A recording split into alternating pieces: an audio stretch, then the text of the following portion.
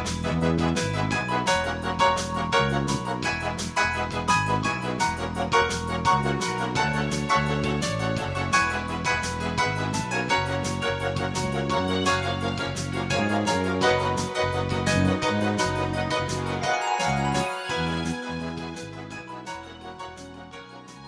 welcome. Thank you so much for coming. I'm State Rep Kate Rotella.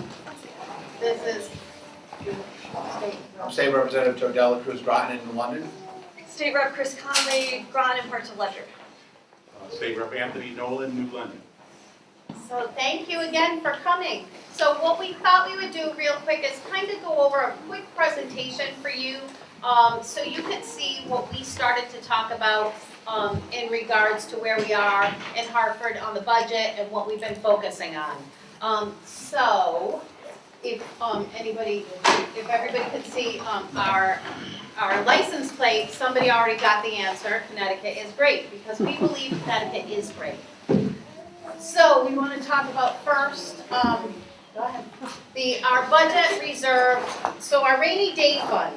Our budget reserve fund is currently the largest in state history. At $2.8 billion, which is 14% over our annual state expenditure. Set to reach $3 billion if we stay on this course, or 15% by June 2021, which is what is recommended by our rating agencies. Our bond ratings have gone up. When the budget reserve fund reaches 15%, the revenue that was previously going into the fund will be used to pay off our unfunded pension liability, our STRS, and our bonded indebtedness. So what we say here is we say Democrats put money in the bank, and that's what we're trying to do. Go ahead. You want me to use the mic? Can you hear me? Yeah, that'd be wireless. Use the wireless. So, Ladies and gentlemen. There you go. yeah, there we go. How about that? Watch it, you All right. like karaoke. I might break into song. So, how does our rainy day fund compare to other states? According to NASBO, that's the National Association of State Budget Officers, the average rainy day fund balance as a share of general fund spending for the states reached 7.6% in FY19. This is a record high for the nation. Connecticut closed FY19 with a rainy day fund of 12.9%. Way to go! This is a record high for Connecticut. Connecticut is prepared. That's what a rainy day fund is for, preparing. You don't want to have to use the rainy day fund. So how does our rainy day fund compare to other states? Connecticut is 9th at 12.9%. Okay? And 7th at 15.3%. We'll be 7th this year if we stay on track the way we're looking at it. New York is 42nd. Massachusetts is 21st. South Carolina is 31st. Florida is 38th. And the nation was at 7.6%. So we're doing pretty well. We are prepared. We've recovered our private sector jobs lost from the recession. Between March 2008 and 2010, we lost 112,000 jobs. Between 2010 and November 2019, we gained 118,900 private sector jobs, putting us at 106.2% of jobs recovered. We're back in business here in Connecticut. Now this can be a good or a bad thing. We have shrunk the size of our government. We are back to what we say is the 1950s of what we are with our staff. We've eliminated 16,000 public sector jobs. Massachusetts added 19,000 jobs. Florida added 18,000 jobs. And South Carolina added 21,800 jobs. Okay? So that can be a good thing and it can be a bad thing. Remember, the public sector jobs are what staffs our agencies and what helps you when you're reaching out for help. Lowest government jobs per capita. Connecticut ranks 7th nationwide of number of government employees per 10,000 residents. We are at 7th at 202. Our government is lean. So there's 1 employee per 202 people. We have run 10 years of lean budgets since 2008. I just wanted to make sure it's on the same slide. Only 2.4% annual growth in our costs. The predominance of growth was in fixed costs. Non-fixed costs have only grown 0.7% annually. Since 2008, if you adjust for inflation, our budget has grown by 5% in total, again, primarily in fixed costs. From 2020 to 2024, discretionary state spending is projected to increase by just 0.5% each year. So budget growth compared to other states. Across the United States, hang on one second, sorry. Across the United States, the average state budget growth rate in FY19 was 5.8%. Connecticut's growth rate was just 0.2%. Our budget, our total budget. Under 10 years of Democratic leadership, our budget growth has been 2.4%. That's less than half the national average in FY19. Connecticut's budget growth, less than half of the rest of the country. And then we have the budget growth compared to other states. We are 8th at 0.2%. And we're being rewarded for our fiscally responsible behavior. We have improved bond ratings that have led to significant cost savings in borrowing. At the recent December 2019 bond sale, the state attended a 2.57% rate because of the increased demand for Connecticut bonds. This was the lowest rate in over 3 years. In 2019, the state of Connecticut refinanced over $529 million to save Connecticut taxpayers $68 million over the course of those loans. Connecticut's credit rating is up. More millionaires are living in Connecticut. Number of people making over $1 million in Connecticut, and this is according to the DRS. 1040 filings. 2004 it was 6,192. 2007 it was 11,739. And 2018 it was 11,975. So we like to say we're growing millionaires.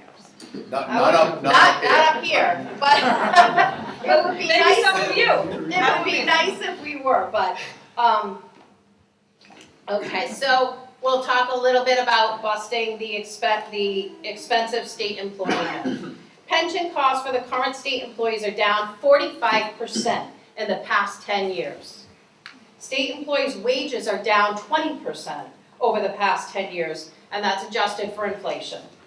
The CBAC 2017 deal has exceeded savings estimated to be over $128 million in FY18 and FY19, $1.7 billion in total. So our normal cost for Tier 3 employees, non-hazardous, so we're talking about the non-hazard employees, is 3.2%. Our normal cost for Tier 4 employees, non-hazard, is 2.02%. What's a hazardous employee? So a hazard duty employee would be a corrections officer, a state trooper, people in those lines of work. Some of our DEP Some of our workers who deal DEP with guys, cleaning yeah. up spills. Yeah, okay, so, and there are only approximately 500 Tier 1 employees left as of June 2019. 36% of all state employees are now Tier 3 and Tier 4. Those are the lower tiers, and that's what people are hired in at now, is Tier 4A, actually we're at now, so. Let her Good. be, don't worry. So that is, yep, that is it. That is it. So anyway, so we just wanted to review that with you a little bit. Those were some of our talking points as we started to begin our budget process, which we have begun. All of us have been up in hearings, budget hearings, moving forward. So I think now we'll kind of, I don't know if you want to talk about some of the bills we're working on. Can you Or- say what committees you're on? And Yep, Some so- of your favorites and yep, go down the line? So I am on the Appropriations Committee, the Education Committee, and the Internship Committee. The Appropriations Committee is where all the expense side of our equations happen. And the revenue happens on the finance side of the equation. So there are two different committees for that. Joe? Yeah, sure. Oh, this, I can hold the whole thing? You can hold the whole thing here. I can pass that down. All right, so I'm actually on I'm Joe Delacruz again, I'm Groton, we actually share a water right over the drawbridge, Kate and I. Yeah. And I'm in your district a lot because I eat a lot. By my shape, you guys can tell that. Well, I'm on the Insurance Committee, the Energy Committee, and the Housing Committee. Housing probably being the one that I understand the easiest. You know, there's a lot of landlord-tenant questions, a lot about housing. You hear from both sides, and that's probably the easier of the two. The energy question, I think even with everyone and the folks in this room know about the wind power that's about to come, transitioning from nuclear to wind, what's right, what's wrong, what's the future look like. It's very difficult to understand that. Even telecommunications, I know that they're looking at bringing a lot of different new businesses where they're gonna have the big cloud storages. So we're talking to folks like that and bringing facilities to different towns. That is very challenging. And I chose that committee. I didn't choose it the first time. The first time, they just give you committees, you're a freshman. When they gave me insurance, I was happy because I said, I know all about insurance, I have car insurance. That was my qualification, and I have health insurance, so I must be an expert. The energy surprised me. The amount of reading that you have to do to figure it out, and the detailed questions, because sometimes something that looks very good, at the end ends up being a couple extra cents on your kilowatt hour. And you have to trust the lobbyists from both sides, plus your colleagues to figure it out, because the bills are so intricate. Sometimes if Kate happens to be on a committee and I have a question, that's my go-to. Same if there's a judiciary question. I didn't realize too when I got elected, I got a free attorney in Christine Conley. Your bill's in the mail, Joe. My bill's in the mail. I'm sure I'll be paying one day somehow. And then basically on insurance, which I think to me is probably the most important to everybody in this room. We talk about wage growth in our country. We talk about climate change. And everything we talk about, I don't know if it adds up to the personal stories I get to hear in insurance, how meaningful these things are. Obviously, folks want to be able to bring their loved ones to a facility to get treated if they're injured, especially with the drug addiction work that we've been doing with Community Speaks Out. There's certain folks that are getting help and certain folks that aren't. And a lot of that is based on the job they have, if they don't have insurance, if they do have insurance. So that's one of the huge obstacles I see coming up in these next sessions. This is something that America's gonna have to deal with at some level. And in the Insurance Committee, we're gonna get to do that.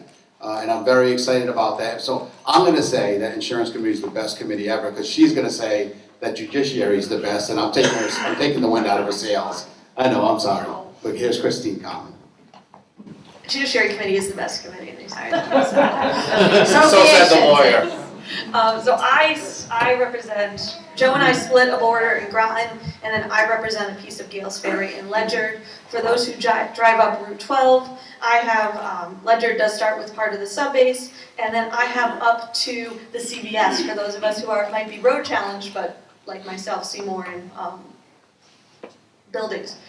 And then the rest of Ledyard is represented by someone else. I sit on Judiciary Committee, and why I like Judiciary Committee is if it is a major bill, we'll pass through Judiciary Committee. We handle all the criminal law changes, all the major civil bill changes, and anything that has to do with a law change and doesn't have a fiscal note makes its way eventually through Judiciary Committee. So Joe might be working on these really important insurance laws, and they will do a lot of the work on them, and then they will refer them for Judiciary. So being on Judiciary, I get to see most of the bills before they come up to vote in the House. Anthony and Kate sit on appropriations, so they get to see all the expenditures before they come for us in the House. The same thing, any bills that come out of our committees, if they have to do with money, they have to pass their appropriations before they get to the House.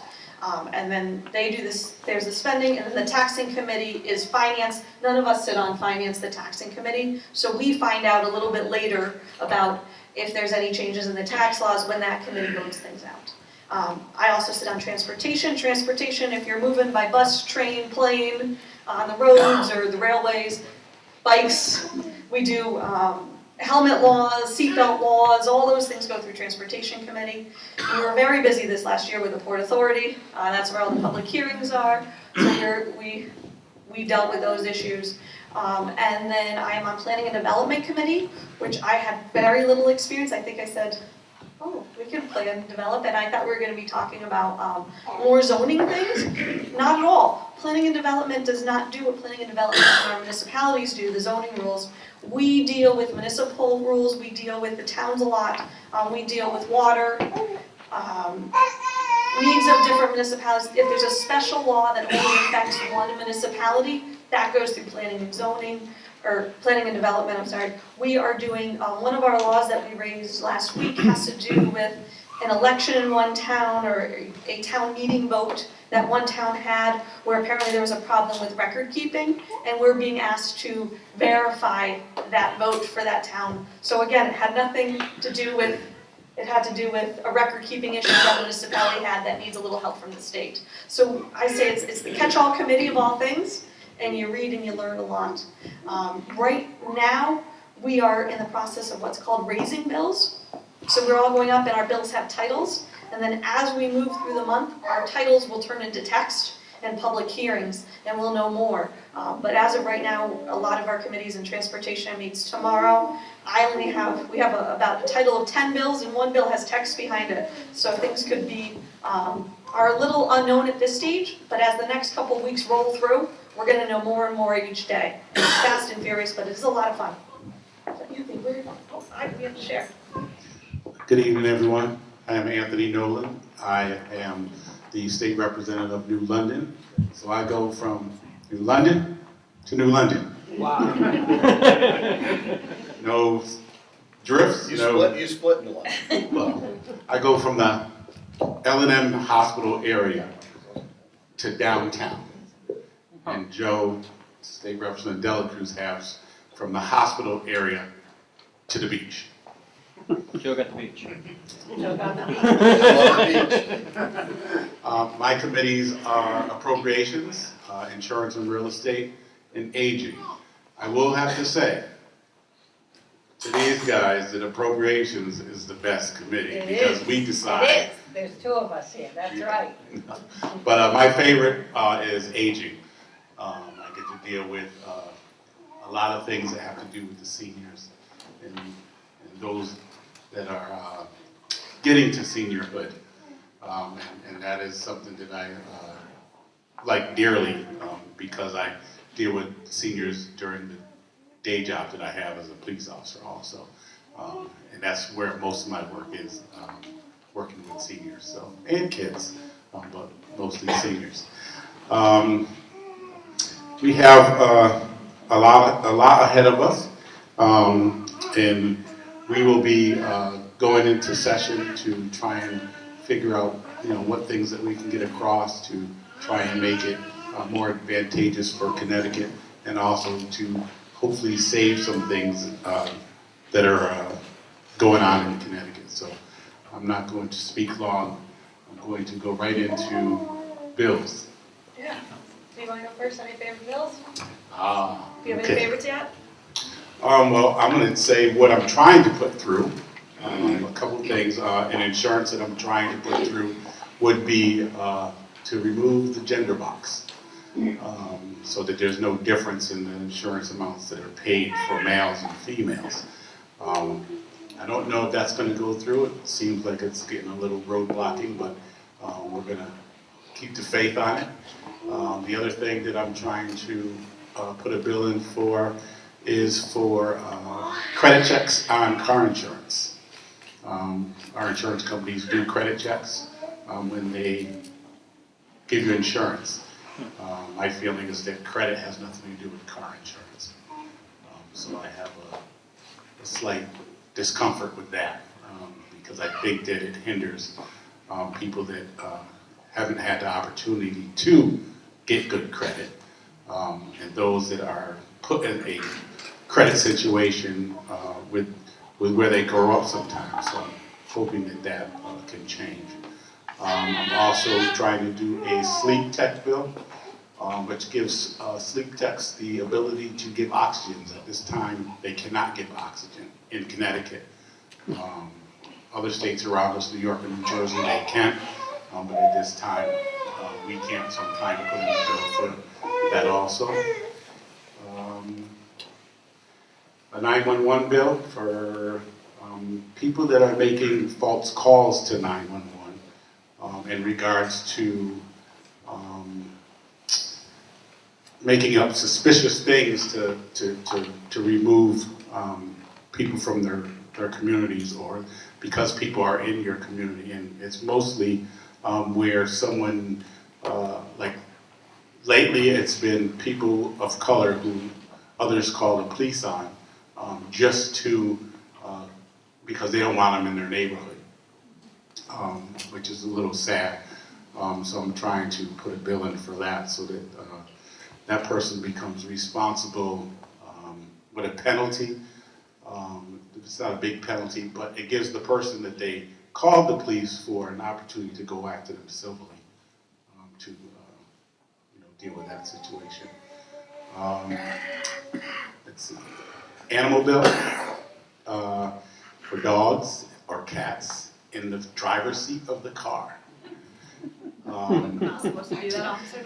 You're gonna offend a lot of people with that bill. He doesn't I want him in know, the front I seat. know. He doesn't want him in the Doesn't want him in the driver's seat. Lucy likes to sit on my lap. Well, having your dog in the driver's seat creates a distraction for not only you, but the people that you're driving around, and it's unsafe. And it's not only unsafe for you, but it's unsafe for your animal. So I figure if you love your animal, you are willing to put a little harness on them so they can only partially come into your seat or not come into your seat at all. So, I'm going to stop there. I have a few more, but I don't want to take up all the time. So I'm going to pass it down and I can talk afterwards. Excellent. And sometimes we agree and disagree, Okay. and that's okay. I think the four of us have made a very big effort to be a united force for southeastern Connecticut. So if we disagree politely, kind of jokingly. Oh, I'll talk about it earlier. Sometimes we joke, but we always try to be very polite to each other. If there are things that one of us is doing that the others might not want to be with them on, that's okay. We take a back seat if we need to, but we don't disparage each other publicly.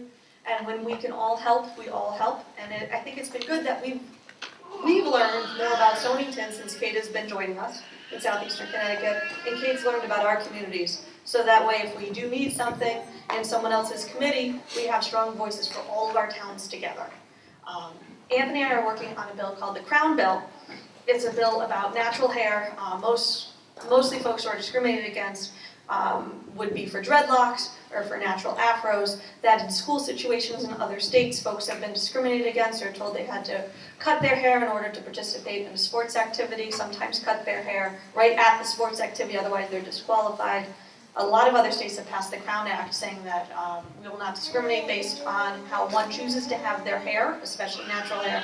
Clearly, if there's a safety issue, that's separate, but we need to distinguish safety from discrimination and let people express themselves appropriately. So I'm glad a constituent brought it up to me in Groton, and I spoke to Anthony, and Anthony talked to some constituents, and we're trying to work that through. I've been doing on judiciary. We start early. We started right when session opened, and we end a little later because of the amount of volumes of bills we have. And we've been dealing with sexual assault laws, strengthening sexual assault laws both criminally and in the civil area so that folks who were victimized by trusted leaders, be it church leaders or leaders in a group when they were a child, have longer time to bring those claims either criminally or civilly against the people that violated their trust. We're working on human trafficking laws to strengthen human trafficking laws, the same thing to protect folks who are in a trafficking situation. We're looking at a variety of ways of doing that right now. Again, we have a title and we have about 20 different ideas, and we're going to hope to get a few strengths out there by the end of session to protect folks from being trafficked, both young people and adults, both men and women, to deal with the problem we have in our state and in all the states, but we can only address ours. I've been working on the post-traumatic stress illness, we're calling it post-traumatic stress illness this year instead of post-traumatic stress disease. Last year we were able to give recovery, treatment, and training to our police and firefighters who suffer post-traumatic stress illness in the course of their employment. This year we're expanding it. Labor Committee did vote to raise the bill yesterday, expanding it to EMS workers, correctional officers, and dispatchers who might have been involved in the same incident that the police or firefighter were involved in, where they saw or heard something and they need to go to the doctor, they need to deal with their emotions. So that is getting bipartisan support right now. I'm working on a few other bills. I'm working with Senator Austin, again on the Port Authority. It's not going to be a transportation bill. It's going to be through Government Elections Committee, who does our government watchdog bills go through the Government Committee, about some more protections on the Port Authority. It's a bipartisan bill that we're working on with several others, both the House and the Senate, to try to stop the problems that the Port Authority had when it got set up, not having policies, procedures around the finances and around their human resources, because we want to strengthen them and to prevent this from occurring again with another public-private partnership so that we can have better government for everyone. We're also working on, what's another bill? I'm working on some other bills too. Yeah. Oh, the pelvic bill, the woman's bill. Our good constituent Yes. brought that out to us about pelvic exams under anesthesia. We're bringing that up. People might not have known that. Hopefully it does not happen often, but it can happen that if women are under anesthesia for a non-OBGYN procedure, they could be receiving a pelvic exam by a student learning how to do a pelvic exam. I know. Right? I know, we all Right? feel that way, Yeah. yeah. So I'm putting in, one of our constituents brought up to us that had been outlawed in other states. I didn't actually know about it until I got contacted about this and thought, well, we should do something about that. For an informed consent bill, so that if you're being told, let's say if you're going under anesthesia for a procedure and it has nothing to do with your OBGYN issues, if a student, the doctor would say, I have a student with me who'd like to learn how to do this, do you want that done on you? And you could say yes or no. Fair, if you say yes, it gets done, if you say no, it doesn't get done. We're working on that. We're unfortunately encountering a lot of pushback from folks in the medical profession or the teaching hospitals, and I'm hoping to work out that with language issues so that we can make sure that folks have the right to consent as to what happens over their bodies. So we're working on that, which is a good bill. Thanks for bringing it up. Women bills, we're also working on some breast cancer at work to make sure that if folks were not feeling supported at work, or sorry, not breastfeeding at work, if folks weren't being supported in their breastfeeding, that we can deal with some of those issues in the state of Connecticut.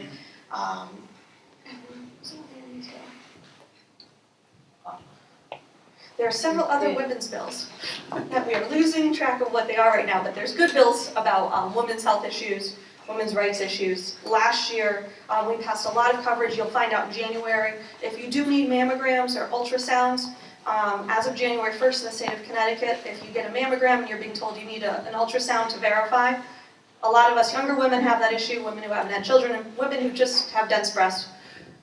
Those ultrasounds are copay free, and they can be the same date as your mammogram now. You don't have to go for 2 visits. If the facility does have space, which is great, it helps women miss less time from work, and again, the copay free will make sure that you get your testing done. If any women are behind their testing, please call and get that done. Any men who have women in your lives who you think might be behind on their testing, please have that conversation, encourage them to get their mammograms done. Oh, yeah, well, and again, I think the most important bills that you'll ever hear are the ones that are constituent driven, where somebody found something that was wrong, and in this case, Representative Conley just mentioned is a constituent that is in the room tonight, and he brought a bill to us, and it was very important to him. And usually that's where the strength comes from a bill, that it really impacts somebody, and they want to change it. In my case, we're bringing up a bill that has to do with allergies, and we have a young woman who actually, when she went away to college, believe it or not, found out that she enjoyed restaurants with her family and friends outside of colleges at a level she was never able to do in Connecticut. And because of the simple reason that she has very bad peanut allergies. And she was used to walking in Connecticut restaurants and having a very simple question asked of, do you use peanut oil or do you use olive oil? Or are there any peanuts in this? And overwhelmingly in Connecticut, people can't answer that question as restaurant owners. And she just thought that's how it was.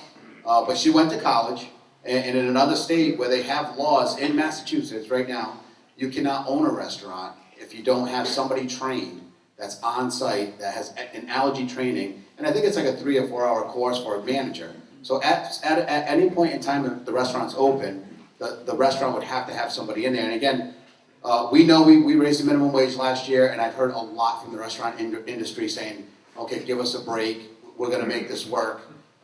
It's tough, and we get that on both sides, we understand that. But Joe, this is another one of those bills. In reality, what Massachusetts has found out is restaurant sales go up.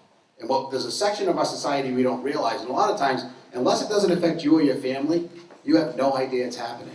And when this young lady started doing some research and listened to what the restaurants were saying in Massachusetts we saw this increase, because in Connecticut, her and her family, when she comes home, they stay home. They go buy the food and they cook it at home. They don't go out because they don't feel comfortable going out.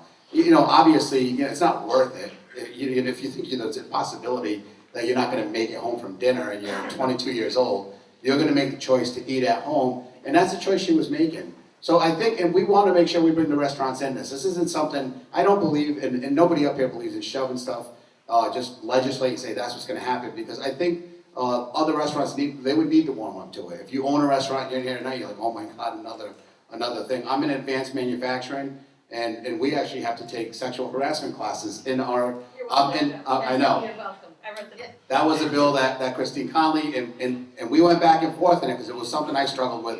Being someone that manages a company with just 12 people, 3 hours per person is. 2 hours. Well, it's 3 when we're construction workers, we got a break. So you gotta count the breaks and everything else that happens. So, that's real time in my mind. But I can't stress the importance of us four working together at this level. Anthony drove all the way from New London. I actually have the weirdest district in the state of Connecticut, because I leave my house and drive through my district, through Christine Conley's district, over the Gold Star Bridge, through Anthony Nolan's district, and land back safely in my district. So I physically leave my district for about 15 minutes before I get back into my district. It's the way the gerrymandering worked out, it's the way it is. It couldn't have worked out better for me. I grew up in New London my whole life, and I'm a Groton for 23 years now. So for me, it's been the perfect split. I understand both towns. But the fact that we show up, to me, shows with 4 people. We took a tour of the Mystic Aquarium, and just walking through, because we all know each other's issues, and we all have the one issue, included in Stonington, is the shellfish issue. Where I'm a recreational shell fisherman. I go out and, Bluff Point, but there was times where it was closed for most of the season, and I think we all experienced that very same thing here. A lot of the reason is because we're not funding. When we talked about how great it is, all the state employees that we didn't hire and through attrition, when the beds are closed sometimes for a month, it's because of labor that's not there, that's not available, because we didn't hire. But we're working a way around that, because us knowing all the shellfishing issues, walking through a tour, we realized that Mystic Aquarium has the most advanced lab in Connecticut for testing water. Currently, we have volunteers who are DEP, the guys that come out and check the size of the clams. They also do dip testing. So if we have a rain event, anything that's over like a ½ inch of rain, they have to go out and test in different areas, drive to Milford. Now these are volunteers. It's 4 hours, 5 hours by the time you get the water and go up. The bill that I put in was to basically allow Mystic Aquarium to do the testing. Obviously, instead of having an FTE, a full-time employee, maybe we pay for the chemicals or we do something. But that's where public and private partnership happens. And without us four taking the tour together, and to even have a comment from the president of the aquarium that day, they said, geez, I've never really seen all 4 of the representatives together. And oftentimes we are spread thin, and it's hard to be in a lot of places a lot of times, but I think we learn a lot from each other by standing together, and she'll say something, I go, oh man, I never thought of that, because she's looking at it from a Stonington perspective, and it helps me out. So I think that's the big bills, I have my little bills, but there are some monster bills that are going to require us to be step in step on Southeastern Connecticut. When we walk into a room with 4 of us, we're looking at 5 people from Bridgeport that are all from Bridgeport. So, you know, if you ever played poker and you get 5 cards and they get 10, you have a problem.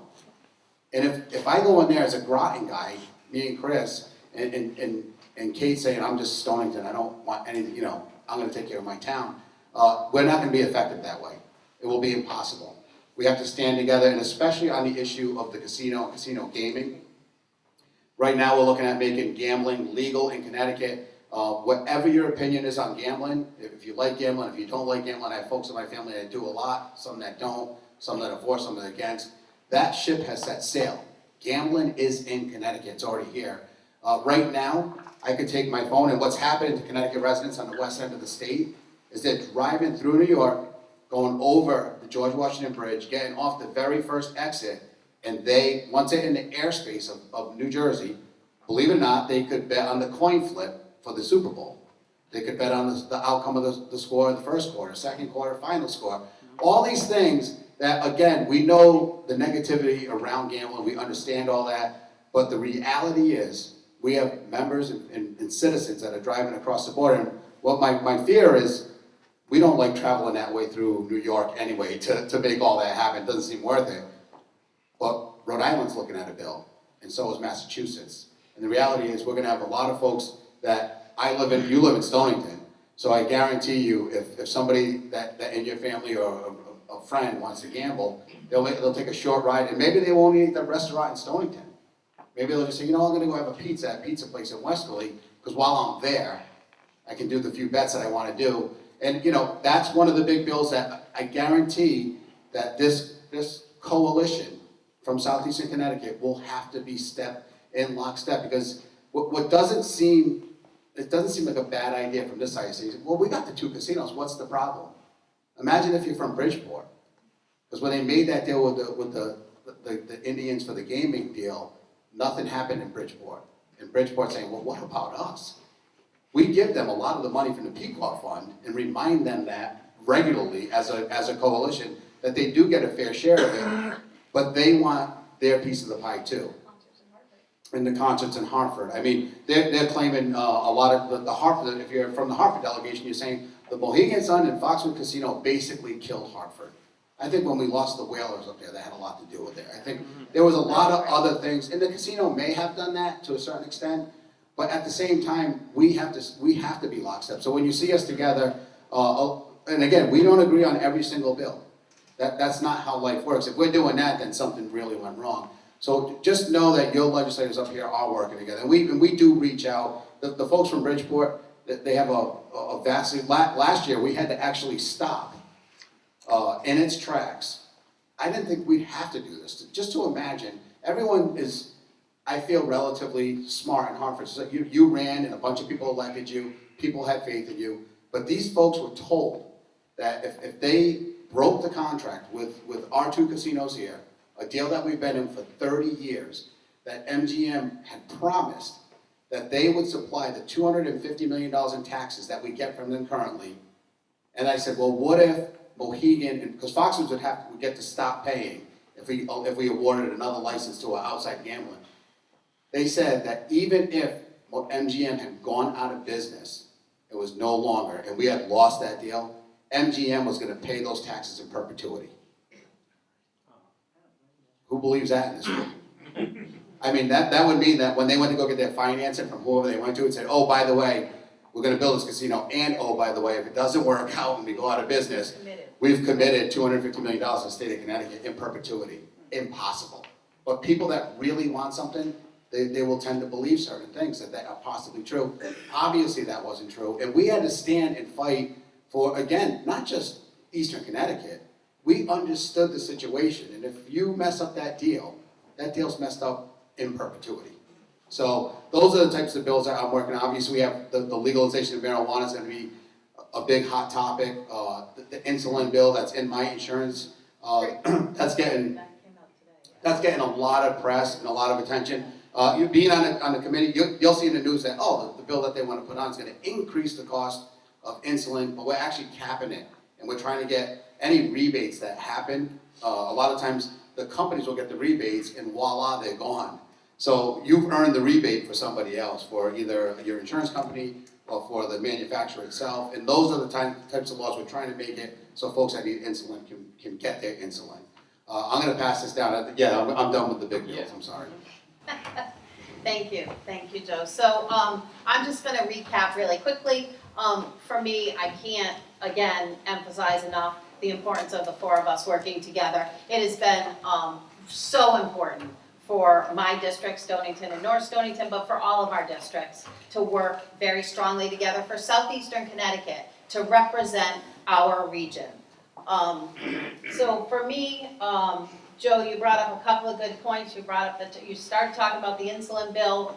One of the other things we have coming up, and I believe Will correct me if I'm wrong, but I think it's in March. We are going to be having another forum with the Attorney General on prescription drug costs, and we're going to talk about some of those things that Joe brought up, and talk about the Attorney General. March 7th. March 7th. Is that what it is? Yep, March 7th. Yep, so that'll be a really important forum to come to if you can. That is really important for me this year, to be focusing on those prescription drug costs and how we're going about getting some of that stuff back. The generic drugs, why are the generic drugs now more money than the regular drugs? There's a lot of complex issues that go on in that. Additionally, in appropriations today, we've already started our budget hearings, our public hearings, and our agency hearings. So we came out of the gate running at a full pace, double booked in meetings. Anthony can verify that we've been doing that. But you know, one of the things Chris mentioned on the quasi governments and looking at regulating those a little bit more. And in appropriations, we talked about that and how one of the agencies that's underneath us can perhaps help in getting policy set up and procedures set up and oversee those things. So again, those things are very, very important. In education, we brought up 24 bills, or concepts, that's really what they're called now, is concepts. And we brought those up last week. We'll have another meeting, I think, tomorrow on some of those. We're looking at things like school start times. We are looking at some regulations with teaching certain things like financial planning, and a few other things. But there's a lot of great stuff going on, and I don't want to go on too much because I want to leave some time for you guys to ask questions. So, because I could go on and on and on. But anyway, and I also want to thank all of you for coming out. Really, this is a great turnout, and we're very happy to have you all here and engaged in this process because really, like Rep. Cruz said, you know, your input is what drives us up there. Honestly. It really is what drives us up there. So thank you. I changed diapers. Go ahead. Do you call her on? Will, do you want to do the mic? Will, do you want to do a microphone for people? So people don't know, we have Will, who helps Yeah, us every let's day, introduce Emily Will. as well, Yep, Will and Emily help Folks us might have- every day. every day. And then there, Laura helps Anthony on a daily Yep. basis, clearly, And I think not it's, everyone comes, but. and it's important for people to know too that, you know, we all have full-time jobs. And then we do this full-time. So Don't tell our bosses. Yeah, don't tell our bosses. So Will and Emily and Laura are really an integral part of our office, and you reach out to them and they will get to us, and they'll get you scheduled if you need to have a meeting. We have interns, so, you know. You might so- be hearing from other folks getting back to you. Yeah, Our interns are great college students, they don't get paid, they're earning college credit. Joe and I have Mariah, who do you? I have, Lily now, Lily right? now. Yes. They get Yeah, we switched on just us. switched around a few Yeah, people. switch on. Yeah, I have Ron Shell. Ron Shao. So Yeah. those are our folks now, it could change tomorrow. yep, it could. Sean? Sean Mascariani. So the one issue that I have that wasn't brought up seems to be a big topic for everybody. So for Kate's district, tourism is very important for us here. So I think all of us here would like to hear whether are we for tolls or are we against tolls? Wait. It's for Kate. Oh, this is for Kate. Per K. Okay. Okay. Here per K is per K. Okay. So you're here for all four of us. So for me, we haven't seen the full bill yet, but what we have heard about the bill is that it is going to be for trucks only. And there'll be 12 gantries that will be for tractor trailer trucks class 8 and above, at this particular point in time. So you support that? So at this particular point in time, it does seem to me to be that is the right plan at this particular point in time, yes. So you support the total? So you support both. So I support, go ahead. It's okay. Oh, I'm sorry. So I support what I have heard to this point, yes, I do. And we need to make sure that any rate changes come back to the legislature, yeah. Yeah, I know. Thank you, Wardsted or Stonington. So essentially, with the increase to truckers, that's going to affect all senior citizens who may be on fixed income, because the food price is going to go up, the gas price is going to go up. We're going to have to pay those. Yeah. So therefore, I'm against the tolls. Okay. That's basically it. So- I would like, second thing I would like to know is 2 years ago, North Stonington, Ledyard, the towns around here, Stonington, was, for the lack of a better term, had their budgets reduced, and our taxes went to fund Hartford, Bridgeport, New Haven, and they bailed them out. That's wrong. We ended up paying more taxes. Many of us on fixed incomes here. So therefore, I think that's fiscal irresponsibility. Well, Okay, so I can address that. You address the total part, yeah. I will say this way, everyone knows my position on tolls. I actually was for the cars, for everything. I think that's in the future, with electric cars, the only way that we fix our roads today is with the gas tax. It's the only way. Right now we get about $600 million a year from the gas tax. Our DOT budget is about $1.5 billion. And this is what we all agree on, Republicans and Democrats. They say we don't agree on anything. We agree that we have a $69 billion infrastructure deficit to. I can address that. You address the total part, yeah. I will say this way, everyone knows my position on tolls. I actually was for the cars, for everything. I think that's in the future, with electric cars, the only way that we fix our roads today is with the gas tax. It's the only way. Right now we get about $600 million a year from the gas tax. Our DOT budget is about $1.5 billion. And this is what we all agree on, Republicans and Democrats. They say we don't agree on anything. We agree that we have a $69 billion infrastructure deficit today, counting and starting with something that we all hold near and dear to our hearts in this room, and that is the Gold Star Memorial Bridge. That is going to be $500 million to fix, one side. The other plan, the only other plan that we have that's out there, is to take the rainy day fund that we are so proud to have gotten to where it is to this point, where Kate just talked about the trickle down effects of having a good surplus. What that means is when Stonington needs to build a new school and the state gives you money, they're getting cheaper bonding rates. Now, this monster of a situation we have, $69 billion, doesn't go away. We can't hide from it. We have to fix our bridges. And when it comes down to it, in the state of Connecticut, or I have to vote on funding a school or making sure the Gold Star Bridge doesn't fall, we're gonna have to pick. And it's time that we start making some hard decisions. And as far as the food costs going up, I spoke about this in the London and Tolls discussion, and this is something I thought about, and it's relatively new.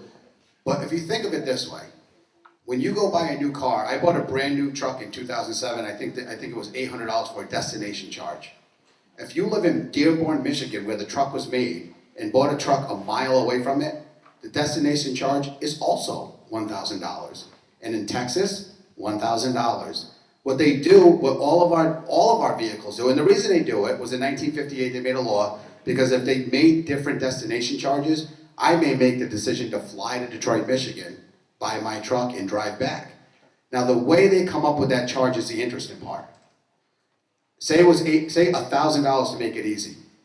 They take all of the gas, all the mileage, the insurance it costs to move the car, they take the total cost to move every F-150 they made that year. And then they divide it by the amount of trucks.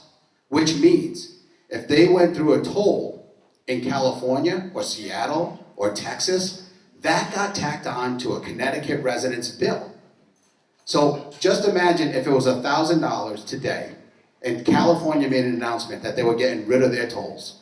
Because they're the biggest state, the estimate say it was around $100 they're responsible for, that one's big state, because of their tolls. That means you in Connecticut would pay $900. You would save $100 on your destination charge if they got rid of it. Now, if Connecticut added tolls and say it was an extra $15 on your car when you go to buy it, the guy in Washington State is paying the $15 extra too. And here is the craziest part of all. If I told you today that if you were gonna invest $100,000 in your house and redo your kitchen and bathroom, and all you had to do was put down $20,000, and I'd come in and give you the other $80,000. By show of hands, how many people would take that deal? Just a few of you? I mean, you get $80,000 for free. So just so you know, that's exactly how transportation works in America. If it's an interstate highway, and by the way, it still counts the same. So if you go over a toll in New York, it's $20 to go over the bridge in New York. You hand the toll, or it electronically reads it, you get a bill for $20. The state of New York takes that $20 they got from you as a Connecticut resident, they go down to Washington, D.C., and parlay that into a $100 bill and fix their bridge in their state. That has nothing to do with us, really, right? So we have to start thinking outside the box. We're getting taken advantage of a lot of different reasons. I don't even think this is a bipartisan issue. I think we need accountants, a forensic accountant, to see exactly how much we're paying for other states. And what's disheartening to me is we all see the same information. You guys are hearing stuff that I've learned by going to all these toll discussions. There's 150 of us. There's not, and in the Senate, there's 36. There's not one single Republican that is for the toll plan. Not one. I mean, I'm giving you a lot of different information right now, and you would think that possibly one person out of all those folks would come up. So I think it's a political issue and not a how to solve a problem issue. And that is something that we have to discuss. But there's a bunch of hands now. I knew that would get the ground going. Will want to do his job, make sure we get left side, right side. Well, you're looking good. I think Will can do a TV show. Exercise today. Thank you very much for taking my question. It was very encouraging, Kate, when you gave the presentation about how well the state is doing financially. So I guess my observation is we really don't need tolls, right? Not with we're doing well as far as. The presentation was so, it was so rosy that, and I'm encouraged to hear that, because that's not what we hear. So I'm thinking, if it's so rosy, why do we need tolls? I think that it's rosy in that one picture that she showed with the rainy day. the rainy day fund. rainy is- day. The whole thing about being the best percentage and so forth. And we- I mean, that's great to hear that. So if we're so well off financially, why do we need tolls? Because we still have a $69 billion deficit in our infrastructure. Now this is something that Republicans and Democrats, we agreed. The DOT came and made a presentation. There's 394 bridges in Connecticut that need work today. They need work today. And that is not something that any of us can deny. And there's still, again, with money in this very room, I think everyone can talk about the wrong way accidents that we've been having. Folks driving up, you know what? Those could be solved. The technology exists where they put strips inside the ground, or lighting, or better lighting when we get on the exit. And you know why we don't fix that? Money. You know why we don't widen roads where they should be widened right after the overpass going towards exit 90? Money. We can take care of these things. And the reality is, folks, is we're not going to be able to take care of everything because there's not space everywhere in Connecticut where you can widen the road and make it a 6-lane highway. We're never gonna be that. But we have a holistic approach where we spend our money on trains and all these different things, and the $69 billion is gonna eat us. If we do nothing about it, trust me, it will get us. And I know Joe is very pro toll, and I respect his opinion. I am not as excited about Joe is about tolls, and I'm the one who's listened to different LCO numbers and been asked by the speaker and the governor, sat on the couch in his office, said, would you vote on this document, would you vote on this document? I've said no to some of the documents to explain why, and said come back to me with changes. So I'm still undecided because I'm waiting on changes since the last LCO number. That's the bill number. Each bill has an LCO number. But one of the things that I want everyone to be aware, and the gentleman who talked about, is taxes.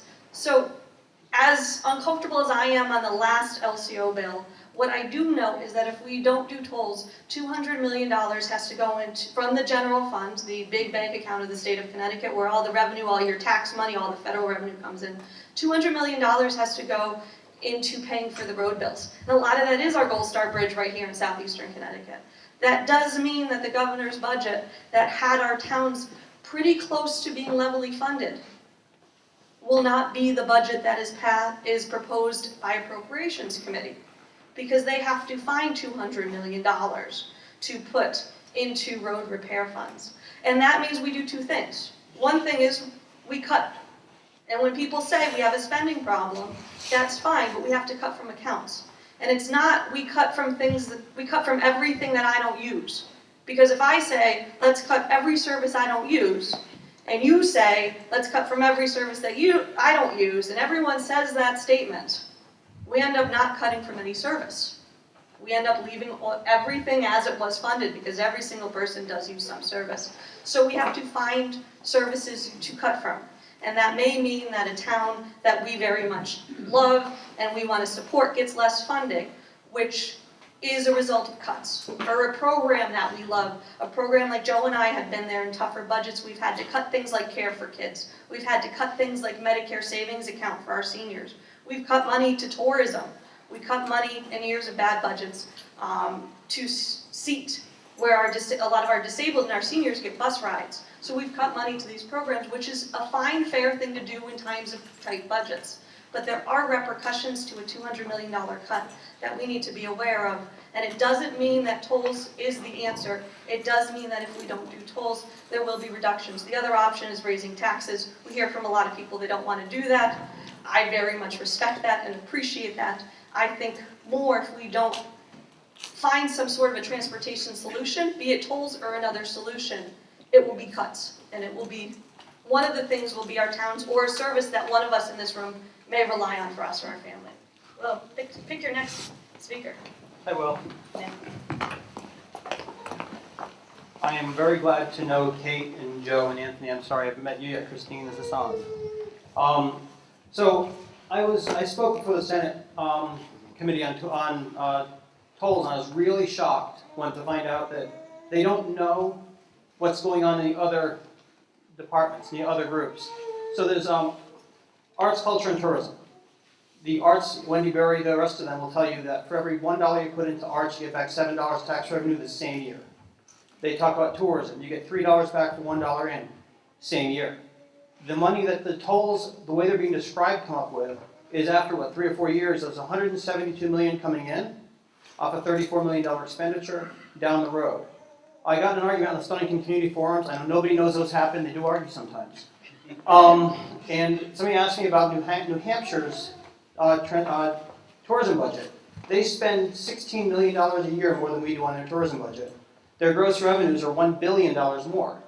If you boil it against our tax numbers, that's more than $172 million a year. Tolls aren't necessary. We need to grow the economy. And the double advantage of growing the economy through arts, culture, and tourism is these are people who are being introduced to our state. They're people who moved here. They're going to be our new neighbors. We're losing 600 residents every week from the state. Thankfully not for most of our area. But that's going to put a huge undertow on the entire economy growing. We have solutions here that tolls don't need to restrict us. On top of that, the governor of Rhode Island just declared they're going to triple their tolls on their highways by building the rest of their gantries. When you add up the 12 tolls through Connecticut, I figured 6, plus their tolls, the Mass Pike becomes cheaper for trucks. You're not gonna get the revenue you think, because the Mass Pike's faster, and it'll be cheaper both. And it hits all of interior New England. So the only trucks you're gonna see on that highway, which traffic good, helps tourism maybe. But those truck tolls aren't going to pull in the 172.